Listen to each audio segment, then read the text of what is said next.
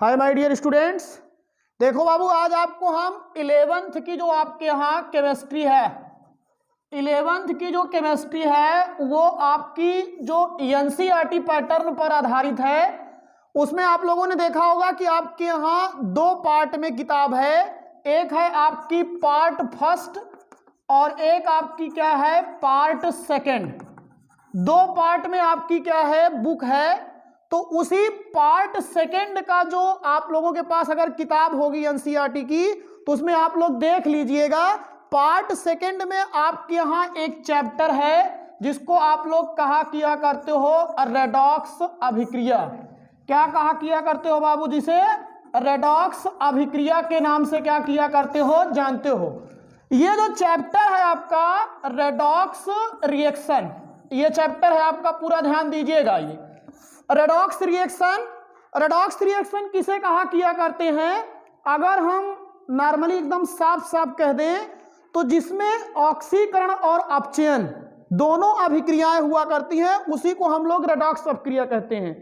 जिसमें आपकी कौन सी ऑक्सीकरण और आपकी कौन सी अपचयन दोनों अभिक्रियाएं होती हैं उसी को हम लोग रेडॉक्स अभिक्रिया कहते हैं। तो इस रेडॉक्स अभिक्रिया वाले पूरे चैप्टर में आज आपको हम थोड़ा एक इंट्रोडक्टरी भी इसका क्या कर रहे हैं पार्ट बताने जा रहे हैं। एकदम शुरुआती प्रारंभिक जो बातें हैं वही आपको क्या करेंगे इसमें आज हम आपको बताएंगे। सबसे पहली चीज आपको बता रहे हैं बाबू कि इस चैप्टर में आपको पढ़ना क्या क्या है।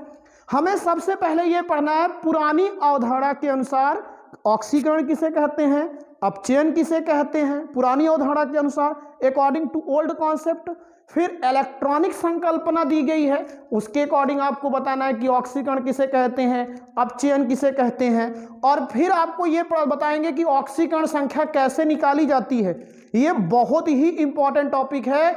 ऑक्सीकरण संख्या को कैसे हम किसी भी कंपाउंड की ऑक्सीकरण संख्या को डिटरमाइन करते हैं। और इसके बाद जो अगला टॉपिक आपको बताएंगे वो होगा ऑक्सीकरण संख्या के बाद फिर ऑक्सीकरण संख्या के अकॉर्डिंग कैसे आपकी डिफिनेशन हुआ करती है और आपकी ऑक्सीकरण अभिक्रिया की और अपचयन अभिक्रिया की।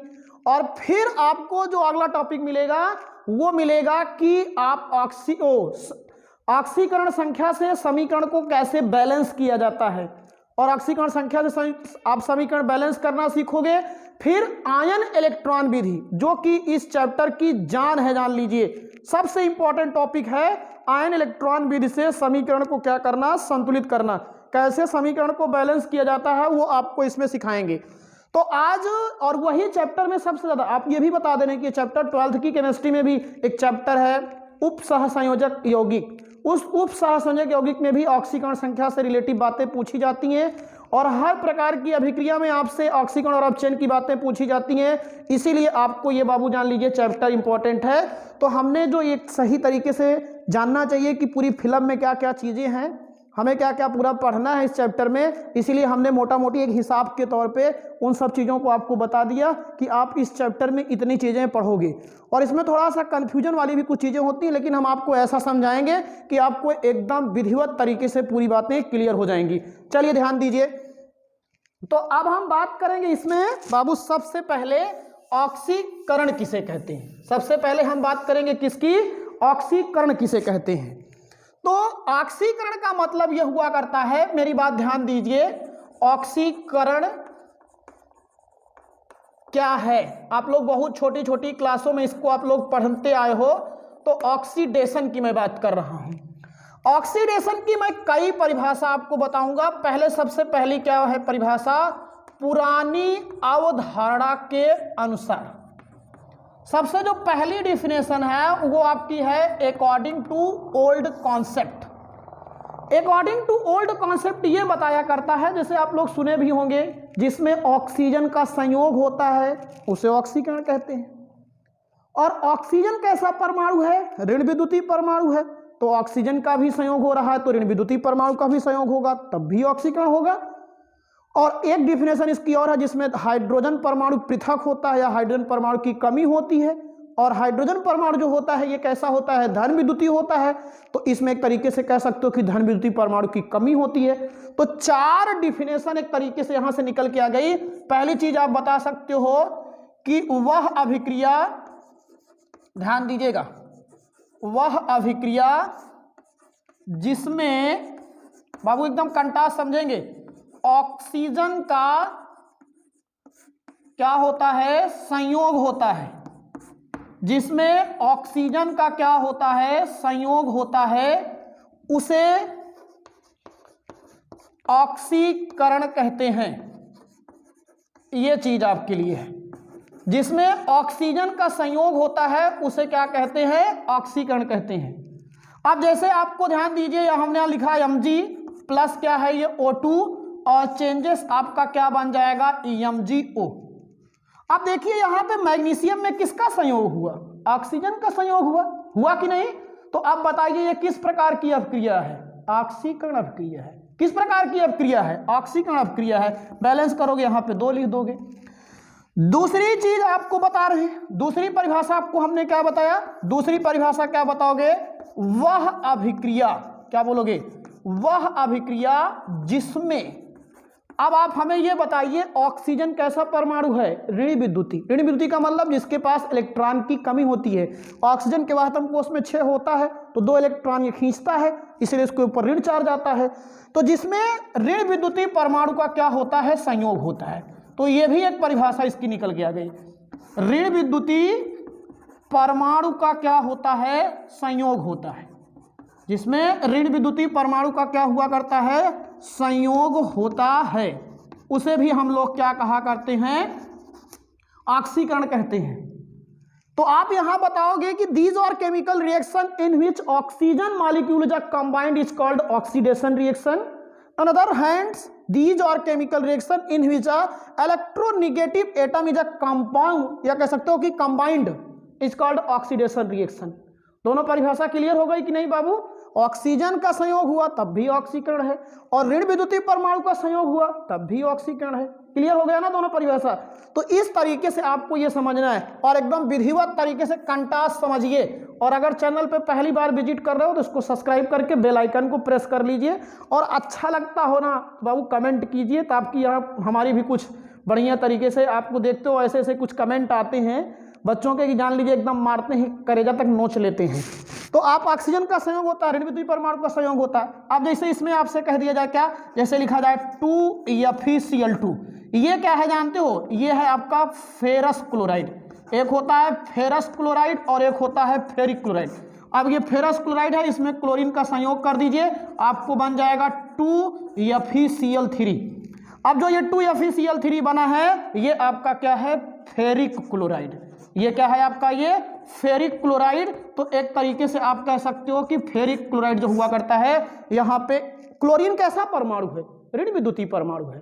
तो एकदम विधिवत तरीके समझ में आ गई। ऑक्सीकरण की परिभाषा बता रहा हूं, किसके अकॉर्डिंग बता रहे हैं, अकॉर्डिंग टू ओल्ड कॉन्सेप्ट, पुरानी अवधारणा के अनुसार। वह रासायनिक अभिक्रिया जिसमें ऑक्सीजन का संयोग होता है उसे ऑक्सीकरण कहते हैं, और वह अभिक्रिया जिसमें ऋण विद्युतीय परमाणुओं का संयोग होता है उसे भी क्या कहते हैं, ऑक्सीकरण कहते हैं। बाबू इसका एक स्क्रीनशॉट लीजिए, उसके बाद फिर आगे बता रहे हैं। ये 2 परिभाषा इसके समझ लेना चाहिए। अब तीसरी चीज ध्यान दीजिए, तीसरी डिफिनेशन आपको हम बता रहे हैं। तीसरी डिफिनेशन क्या होगी, इसको समझिए। अब तीसरी, अगर आप समझिए कि अगर ऑक्सीजन का संयोग हो रहा है और ऋण विद्युतीय परमाणु का संयोग हो रहा है, तो बहुत सीधी सी बात है, कुछ बाहर भी तो हो रहा होगा, और वो क्या हो सकता है, धन विद्युतीय परमाणु। और हाइड्रोजन जो होता है वो धन विद्युतीय होता है। इसलिए तीसरी परिभाषा इसकी होगी, वह रासायनिक अभिक्रिया जिसमें हाइड्रोजन परमाणु की क्या होती है, कमी होती है, या हाइड्रोजन परमाणु पृथक होता है, कमी होती है, उसे क्या कहते हो, अकॉर्डिंग टू ओल्ड कॉन्सेप्ट, ऑक्सीकरण। उसे आप क्या कहते हो, ऑक्सीकरण। अब जैसे ये Zn है, इसकी अपक्रिया H2SO4 से कराइए। जिंक जो होता है ये जानते हो, या सल्फ्यूरिक अम्ल से अपक्रिया करेगा तो जिंक सल्फेट बनाएगा, और कौन सी चीज बाहर होगी, हाइड्रोजन गैस। कौन सी गैस बाहर होगी, हाइड्रोजन गैस। और हाइड्रोजन परमाणु यहाँ पे कमी हो रही है, यहाँ से निकल के भाग गया कि नहीं, वहां पे देखिए। तो ये किस तरीके से अपक्रिया है, ऑक्सीकरण अभिक्रिया है। कौन सी अपक्रिया है, ऑक्सीकरण। यहां से पूरी डिफिनेशन आपको क्लियर होनी चाहिए बाबू। तो ये चीज़ें आपको एकदम विधिवत तरीके से, और जो हम चीज़ें आपको बता रहे हैं जान लीजिए, ये सब चीज़ें आगे चल करके अगर आप ईश्वर करें, आप अच्छी तरीके से तैयारी करें। और हमारे आपके यहाँ क्या होता है, बच्चे जब इंटर पास कर लेते हैं तब सोचते हैं कि अब हम किसी कंपटीशन के क्षेत्र में जाएं। और अगर सही तरीके से देखना है जान लीजिए बाबू, तो आप 9th से ही अगर आप तैयारी करना शुरू कर दीजिए, 9, 10, 11, 12, तो आपकी सही तैयारियां यहीं से ही शुरू होती हैं। इसीलिए मैं आपको बता रहा हूं, ध्यान दीजिए। इसलिए कुछ बच्चे रिक्वेस्ट कर रहे थे कि सर आप ऑनलाइन के साथ साथ ऑफलाइन भी क्लासें दीजिए, तो हम आपको बता रहे हैं कि ऑफलाइन क्लास भी हम चला रहे हैं 11th क्लास की, जान लीजिए 3 से 4 बजे के बीच वो बैच क्या हुआ तो चलता है, जहाँ पे इसे आप ऑफलाइन भी पढ़ सकते हो। जो बच्चे इच्छुक हैं और अपने भविष्य के प्रति चिंतित हैं, और वो फ्यूचर में इंजीनियरिंग की या मेडिकल की या किसी भी क्षेत्र में अगर वो तैयारी करना चाहते हैं, तो बड़े आराम से वो ऑफलाइन क्लास को भी ज्वाइन कर सकते हैं। तो अब यहाँ ध्यान दीजिए, अगली चीज आपको बता रहे हैं, अगर आपको ज्वाइन करना है तो आप हमसे सीधा संपर्क कीजिए। नंबर आपको मालूम ही है अच्छी तरीके से, कोई दिक्कत नहीं है। ये 81 14 15 16 14 इतना इजी नंबर है, इस पर आप संपर्क कीजिए, आपको सीधा बताएंगे बाबू कहाँ पढ़ना है आपको। ऑफलाइन क्लास चल रही है, 11th क्लास की हमने शुरू कर दिया है, 3 से 4 बजे के बीच में बैच चलती है। अगली चीज, चौथा चीज आपको बता रहा हूं। अब यहां मैंने बता दिया क्या कि वह रासायनिक अपक्रिया जिसमें हाइड्रोजन परमाणु की कमी होती है उसे ऑक्सीकरण कहते हैं, ये चीज हो गया आपका।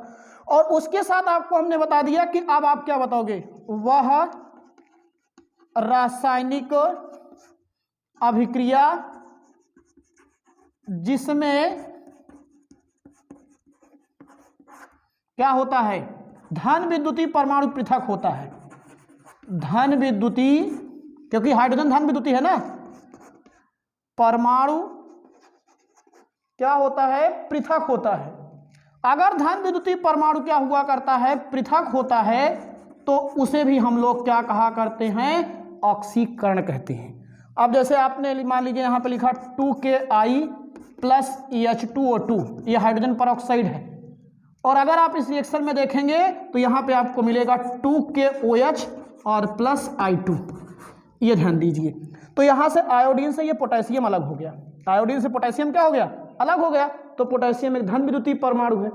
तो इस तरीके से आज के लेक्चर में हमने ऑक्सीकरण की क्या किया, एक अकॉर्डिंग टू ओल्ड कॉन्सेप्ट क्या किया बाबू, आपको डिफिनेशन बताया, एकदम साफ साफ सा है, जिसमें ऑक्सीजन या ऋण विद्युतीय परमाणुओं का संयोग होता है, या जिसमें हाइड्रोजन या धन विद्युतीय परमाणु क्या होता है, बाहर निकलता है, उसे हम लोग कौन सी अपक्रिया कहते हैं, ऑक्सीकरण कहते हैं। क्या कहते हैं, ऑक्सीकरण।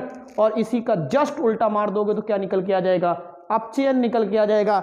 जिसमें अब आप बताओ अपचयन में क्या हो जाएगा, यहाँ पे हाइड्रोजन की कमी हो रही तो वहां क्या बोलोगे, जिसमें हाइड्रोजन का संयोग होता है वो अपचयन है। जिसमें आपका धन विद्युतीय परमाणु का संयोग होता है उसे अपचयन कहते हैं। जिसमें ऑक्सीजन परमाणु बाहर जाता है उसे अपचयन कहते हैं, इसमें जुड़ रहा था ना। और जिसमें ऋण विद्युतीय परमाणु बाहर जाता है उसको अपचयन कहते हैं। तो ये दूसरी वाली परिभाषा आपको नेक्स्ट लेक्चर में क्या करेंगे, प्रोवाइड करेंगे। तो जो बच्चे भी आप लोग जान लीजिए इस क्लास को देख रहे हैं विधिवत तरीके से, आप लोग एक विधिवत नोट्स बनाइए, आपको क्लासेस हम बीच बीच में प्रोवाइड करते रहेंगे। आप लोग बढ़िया तरीके से अपनी तैयारी कीजिए। थैंक यू, धन्यवाद।